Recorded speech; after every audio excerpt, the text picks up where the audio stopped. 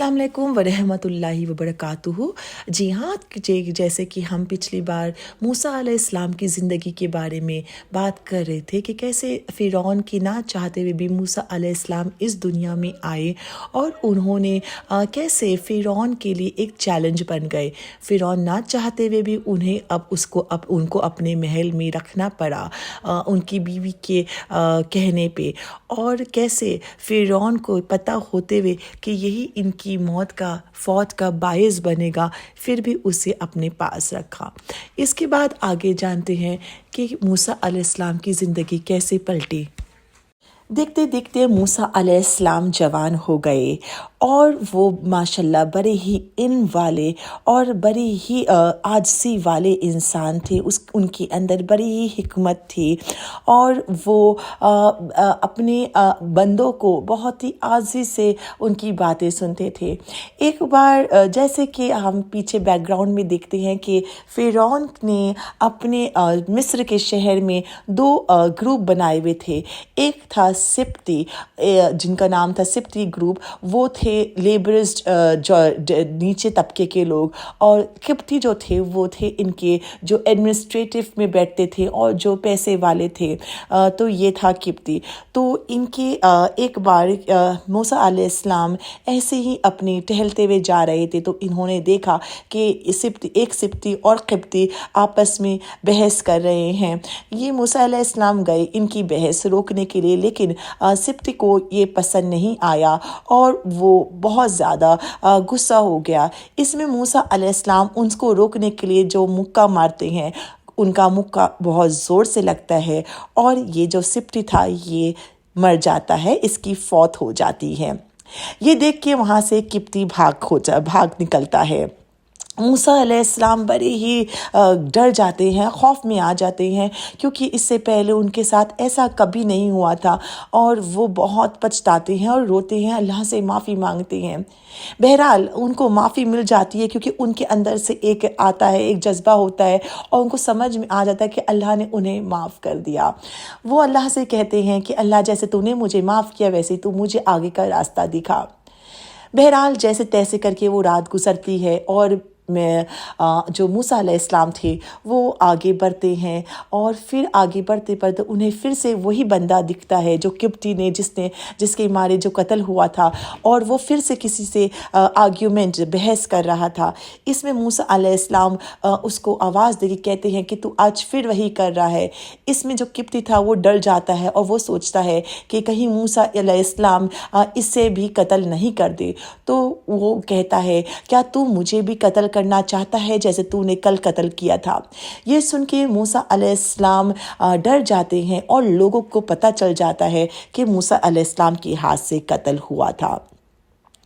चनाचल क्या होता है कि इससे पहले कि मूसा अलैहिस्सलाम कोई स्टेप लेते, उनका एक जो बंदा था महल से जो उनको बहुत मानता था, वो आके बताता है कि फ़िरौन आपको ढूंढ रहा है और आपके कत्ल के बारे में उसे पता चल गया है और वो अब आपको सज़ा देना चाहता है, तो बहरहाल आप यहाँ से निकल जाएं।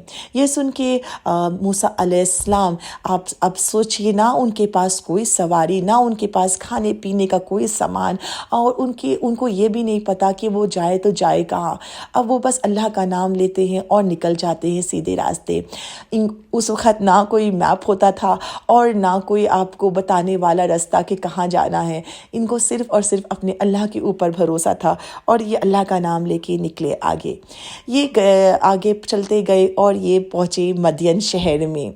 जी हाँ, ये वही शहर है जहाँ आके मूसा अलैहिस्सलाम की किस्मत बदली और ये यहाँ आके इन्हें ऐसा कुछ हुआ कि इनको नबूवत मिली।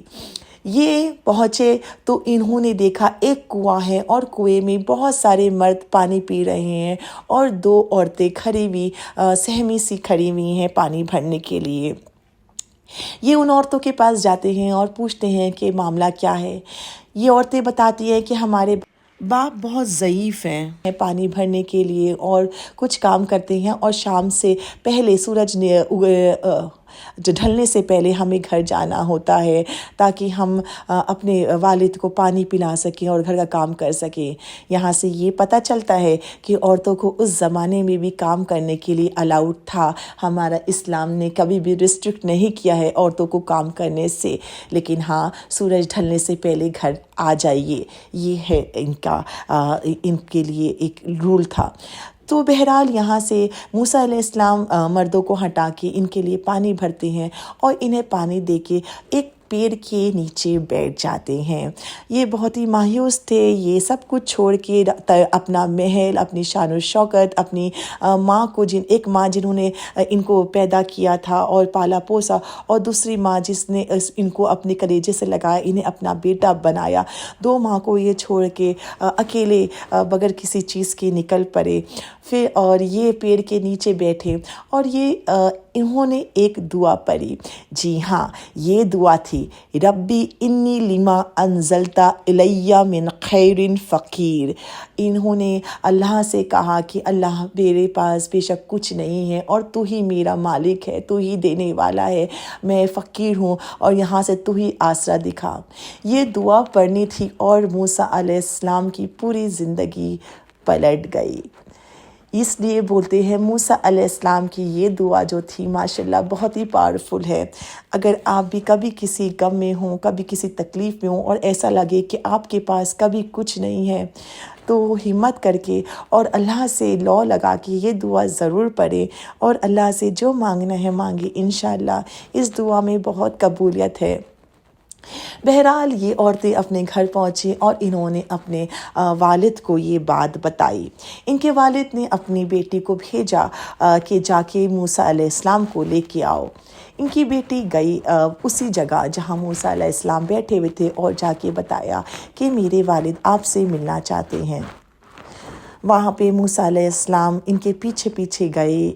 یہ بہت ہی ویسے اچھے گھر کی عورت تھی، پورے ڈھکی ہوئی اور سر سے لے کر پاؤں تک ڈھکی ہوئی، اور ان کی چال سے ہی پتہ چل رہا تھا کہ کتنی سلیقہ مند اور کتنی پاکیزہ عورت تھیں۔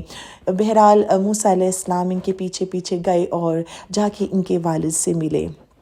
کہا جاتا ہے ان کے والد شعیب علیہ السلام تھے، لیکن اس کی کوئی اوتھینٹسٹی ابھی نہیں ہے۔ بہت سارے مفسرین کہتے ہیں کہ وہ شعیب علیہ السلام ہیں۔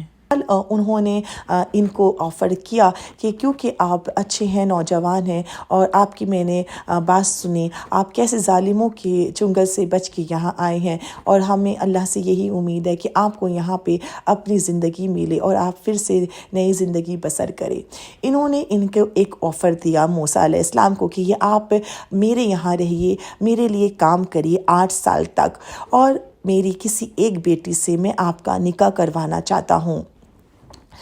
اس میں موسیٰ علیہ السلام راضی ہو گئے اور جیسے ہی ان کی بیٹی سے ان کا ایک بیٹی سے نکاح کروا دیا۔ بہرحال انہوں نے کام کیا، جو کمایا موسیٰ علیہ السلام نے آ کے شعیب علیہ السلام کو دیا۔ شعیب علیہ السلام انہیں پیسے ان کی مزدوری دیتے تھے اور یہ بہت اچھے سے یہاں رہ رہے تھے اپنی بیوی کے ساتھ۔ بہرحال 10 سال ہو گئے اور موسیٰ علیہ السلام کا جو وقت تھا یہ ہو گیا پورا، اور انہیں لگا کہ اب انہیں مصر واپس لوٹنا چاہیے۔ تو دیکھیں، ایک دعا اور اللہ کے اوپر اعتبار، اللہ کے اوپر تقوی، بھروسہ، اس ایک دعا نے اور اللہ کے اوپر بھروسے نے ان کی پوری زندگی بدل دی۔ تو میرے بھائی اور بہنوں، ہمیں موسیٰ علیہ السلام کی زندگی سے کچھ سیکھنا چاہیے۔ زندگی جتنی بھی تکلیف دہ ہو، جتنی بھی پریشانی ہو، آگے سے لوگ پتھر مارے، کچھ بھی کرے، ہمیں اپنا بھروسہ اللہ کے اوپر سے نہیں ہٹانا چاہیے۔ ہمیں اپنی عاجزی اپنے اللہ سے لو نہیں چھوڑنی چاہیے۔ ہمیں ہمیں فرعون کی زندگی سے ایک ہی سبق ملتا ہے کہ تکبر انسان کو مٹی میں ملا دیتا ہے، جیسے فرعون کو اللہ نے غرق کر دیا اور پانی میں ڈوب گیا، اور کیسے اس کی تا زندگی تک نشانی اللہ نے آج تک رکھی ہے تاکہ لوگ اس سے دیکھیں، سبق سیکھیں اور تکبر نہ کرے۔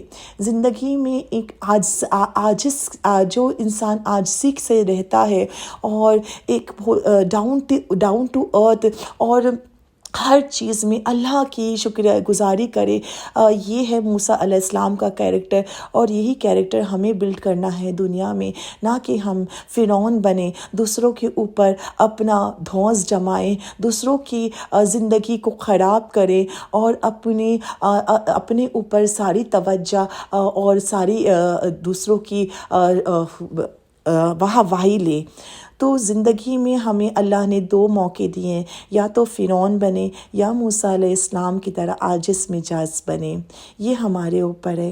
امید کرتی ہوں موسیٰ علیہ السلام کی زندگی سے ہمیں بہت کچھ سیکھنے کو ملا، کیونکہ یہ قصہ جو ہے وہ سورہ قصص سے ہے، اور یہ اللہ تعالیٰ نے نازل کیا تھا جب کہ محمد رسول اللہ صلی اللہ علیہ وسلم بہت ہی غمگین تھے، بہت تکلیف میں تھے۔ ان کو مکہ سے لوگوں نے نکال دیا تھا، اور انہیں بہت ہی تکلیف ہوئی تھی مکہ چھوڑتے ہوئے۔ ان کے دل کے بہت قریب تھا مکہ، لیکن اللہ نے ان کو یہ قصے سنائے تھے تاکہ ان کو اس سے پتہ چلے کہ کیسے موسیٰ علیہ السلام کی زندگی میں بھی ایسا ہوا۔ موسیٰ علیہ السلام بھی مصر سے نکالے گئے تھے، 10 سال کے بعد جب وہ لوٹے تھے ان کو نبوت ملی تھی۔ ایسے ہی جب ہمارے نبی پاک رسول اللہ صلی اللہ علیہ وسلم 10 سال کے بعد نبوت لے کے مکہ میں ہجرت کر کے گئے تھے، تو ان کا بھی ویسے ہی ویلکم ہوا جیسے موسیٰ علیہ السلام کا ہوا تھا۔ تو امید کرتی ہوں آپ نے آج کے جو لیسن ہے اس سے بہت کچھ سیکھا ہوگا، اور اپنے بچوں کو یہ بات ضرور بتائے گا، موسیٰ علیہ السلام کا قصہ ضرور شیئر کرے گا، اور قرآن سے سورہ قصص کو ضرور پڑھیے ترجمے کے ساتھ، اور موسیٰ علیہ السلام کی طرح بنیے۔ جب تک کے لیے اپنا خیال رکھیے، بہت سارا پیار، اللہ حافظ۔